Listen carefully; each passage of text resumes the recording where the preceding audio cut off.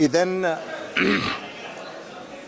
بمناسبة صناعة منتخبنا الوطني لكرة القدم للتاريخ وتسطيره لملحمة كروية في كأس العالم بقطر 2022، فإننا نرفع أصدق التهاني والتبريكات للرياضي الأول صاحب الجلالة الملك محمد السادس نصره الله،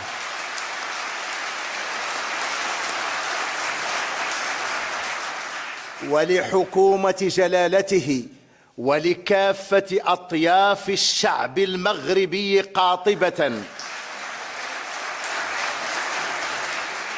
كما نهنئ باسمكم جميعا جميع مكونات أفراد المنتخب المغربي على إنجازهم البطولي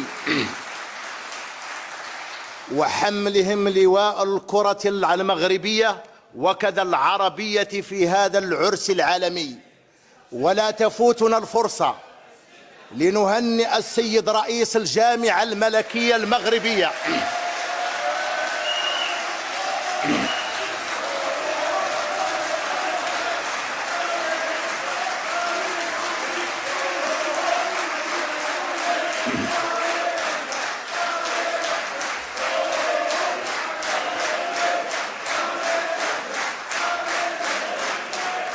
ولتهنئة أيضا بقية أعضاء المكتب المديري وبقية مكونات الجامعة الملكية لكرة القدم على هذا الإنجاز التاريخي الذي يأتي لتتويج المجهودات والعمل الكبيرين المبذولين في الميدان الكروي ببلادنا.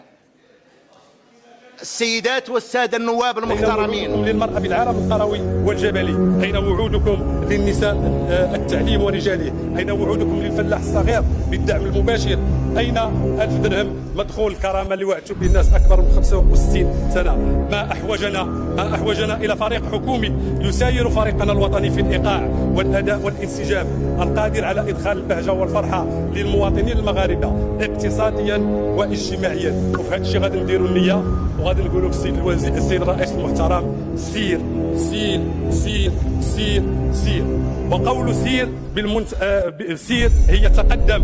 أيها المنتخب الوطني لست وحدك، نحن معك ملكا وشعبا، وألطاف الله وأكف أمهات تدعو أطراف الليل وأناء النهار. يا رب يا رب يربح منتخب الساجدين المرضيين الحامدين الشاكرين، منتخب أمير المؤمنين، منتخب الأمة المغربية والعربية والأمازيغية والإفريقية والمسلمين أجمعين، منتخب قيم الإسلام المغربي المعتدل، منتخب التضامن والتآزر الأمازيغي العربي الإفريقي الإسلامي ودول